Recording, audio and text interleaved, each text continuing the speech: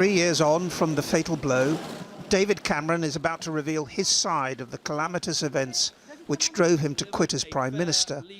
The British people have made a very clear decision to take a different path.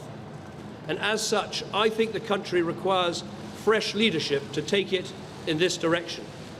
For much of the time since, he's had to watch the nation struggle to arbitrate the consequences. In an interview in The Times ahead of his book launch, he talks little about why he got it wrong, but more about his own feelings now.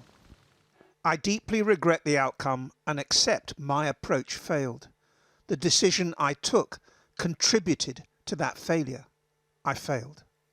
So only partly responsible, he argues, and still believes holding a referendum was necessary and inevitable. But hindsight does conjure up regret, depression, and a lot of worry. There are many things I would do differently. I did not fully anticipate the strength of feeling that would be unleashed both during the referendum and afterwards, and I am truly sorry to have seen the country I love so much suffer uncertainty and divisions in the years since.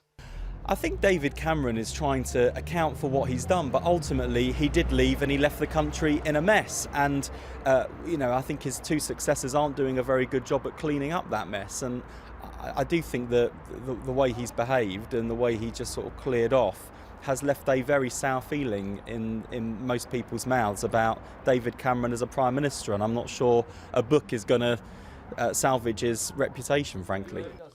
The former Prime Minister says he wants his successor Boris Johnson, someone he did not always trust, to succeed, but is critical of his methods so far in trying to do so. Taking the whip from hard-working Conservative MPs and sharp practices using prorogation of Parliament have rebounded. I didn't support either of those things. Neither do I think a no-deal Brexit is a good idea. Nicky Morgan served in Cameron's cabinet, but signed up for a no-deal when Boris Johnson brought her back as Culture Secretary.